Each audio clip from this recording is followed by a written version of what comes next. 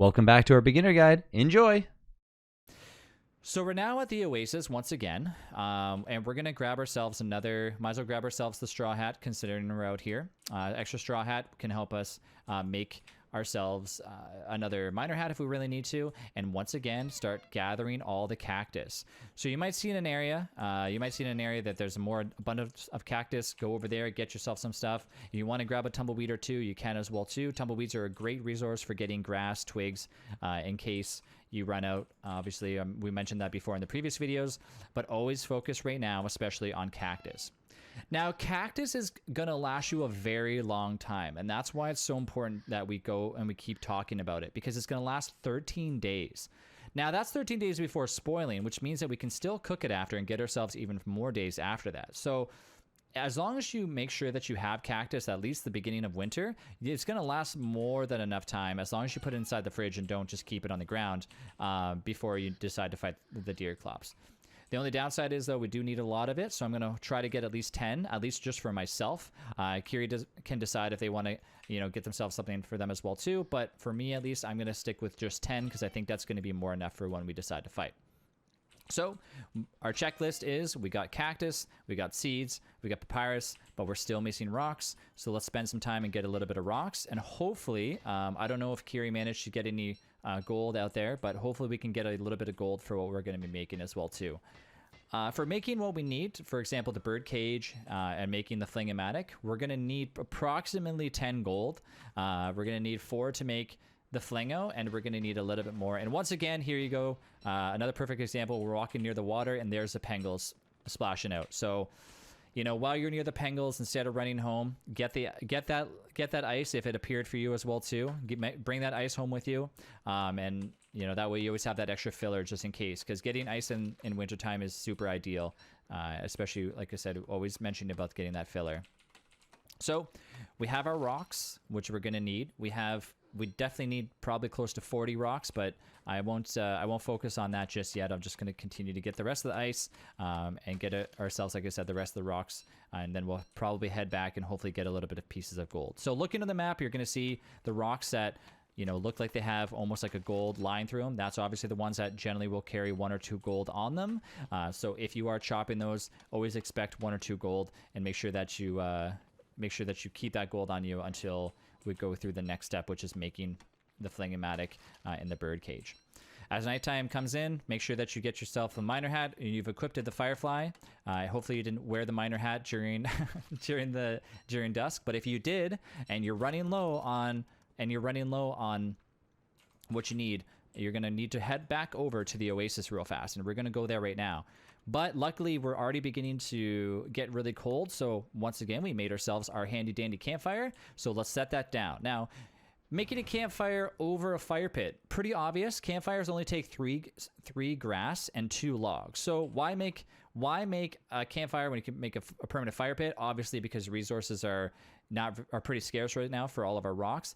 In the future, though, if you are in an area, for example, if you find yourself coming to the Oasis quite often and you want to make yourself a fire pit, feel free to do so, and you can just leave that there forever. But for the sake of us running back and forth, we're going to always want to make sure that we have an extra campfire on our hands. Now, I did say I wanted to make ourselves a fire pit and have that available, so let's do that before we forget. And now we're once again extremely low on rocks, but we are in, obviously, a great field for that, so we have a chance to get even more rocks. So heading back to the Oasis before night hits, we still have our bug net.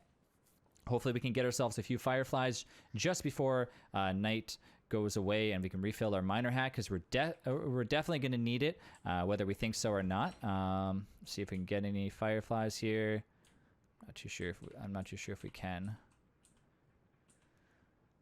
Generally they are around the Oasis, but I don't see them here, unless maybe we grabbed them earlier before and we never even noticed it. So don't see many fireflies, so that's okay. We're still going to be traveling through another area on our way back anyways. That can help us refuel our fireflies. But let's continue getting our cactus. Now, leave your backpack on, equip your log suit, especially if you're doing it at nighttime and you're gathering cactus at nighttime. You're just going to make sure that you have something on because obviously you're going to need it so that way you don't take a little bit of damage. Now, keep in mind, if you do end up taking damage, it's not much, but it's just something that you want to make sure that you at least have on so to protect you. For example, with a log suit on, I'm still taking 1 HP damage, but if you don't have it on, you're going to take obviously a little bit more. So we have enough cactus, we have enough ice, we have our seeds, we have our papyrus. Let's just grab ourselves a little bit of rocks and then we'll head back home. Unfortunately, we might end up with not as much gold as we thought we were going to get, but we'll manage to get even more gold fairly shortly when we get our trinkets. So gather the rest of the rocks. When we have 30, we'll head back home, considering our thermal stone is just about to expire. It's already at 13%. So I won't suggest going too far out, but we'll continue to get ourselves some more rocks. Go home, we'll make a few things, and then tomorrow we should be even closer to getting ready for the fight. Now, we found ourselves another boon, which is basically a dead skeleton that drops items on the ground. So we managed to find ourselves some rope, which is super useful in this case. So we want to continue to gather a little bit more rocks because we're going to need more of it. So the reason why we need rocks right now is because we're going to be making a few things that require stone boulders, which we made before, the cut stone. Okay, now the cut stone generally, you might end up having more rocks than I do right now, but they take three stone per cut stone. So we're gonna need 2 for the Flingomatic, and we're gonna need, I believe, another 2 for the bird cage as well too. So you're gonna want to make sure that you always have a little bit of rocks left over as well too. But let's continue to head home after I gather a little bit more rocks. And if you guys want to continue to grab the tumbleweeds, you can as well too. So it's kind of just a little bit of exploring around, gathering resources. But this is kind of how winter is for Don't Starve Together. So don't think it's necessarily think it's more of a boring time, because winter can easily catch you off guard. But definitely don't treat it any differently than any other season, because there are a lot more resources, and as you can see, we have an enemy approaching us, and this is known as McTusk. Now, McTusk is out to get you, and he's going to have a weapon of choice, which is a blow dart. He also has 2 hounds next to him, which will chase you down. So use the hounds to your advantage.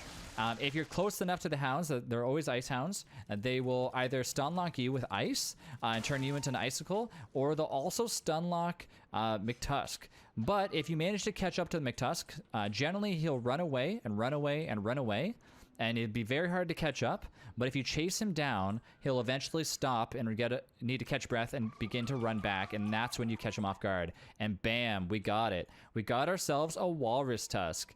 One of the best items in the game, and we're going to show you here in a second why. Now that we got it, although I am running low on light, I ran out of my thermal stone, so that's why we have what we need with us. We have our, once again, we have our pickaxe, and we have rocks, and we have rope that we picked up, and now we can make ourselves a fresh new thermal stone again. So there you go. So anytime you have a 1% or a 2% or whatnot of a pickaxe, you're able to always use that, even though like it's a super low percentage, to make yourself a brand new thermal stone. Kiri, do you need a thermal stone as well too?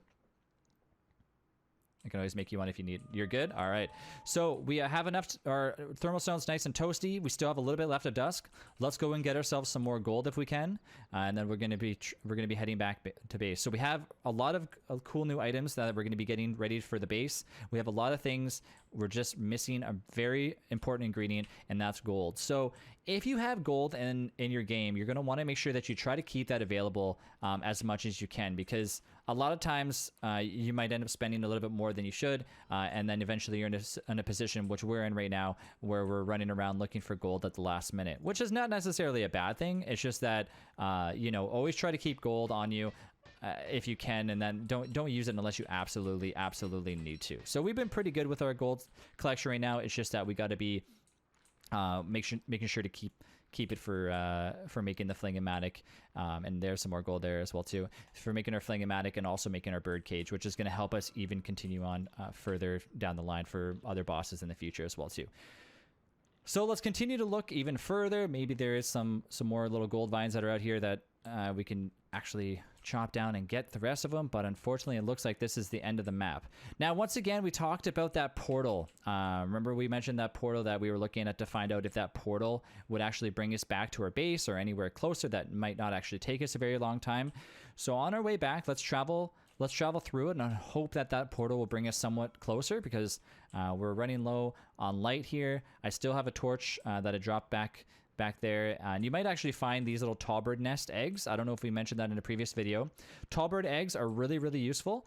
You can bring them back, you can add them to make different recipes, but overall I'm just going to grab it and I'm going to eat it right now, because it's going to fill my belly a little bit without having to worry about cooking up any of our food. Not necessarily that I needed it, because obviously we have extra carrots, but once again, I always mention only eat the food if you need to, and we really don't. We're still halfway. So let's go through the wormhole and see where we end up. And we're actually not that far away from our base, so that's actually not that bad of a portal. Plus, we found an uncovered area, and unfortunately, it's even darker out here as well too, because we have uncovered this area. So let's head back before we go any further, and hopefully we can find some fireflies on the way. So using Kiri's light source, and here you go.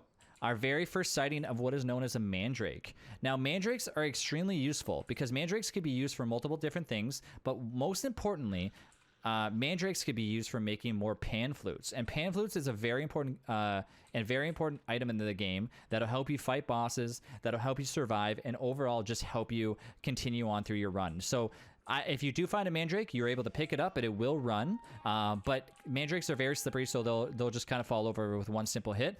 For the sake of the tutorial, I'll leave the mandrake here for now.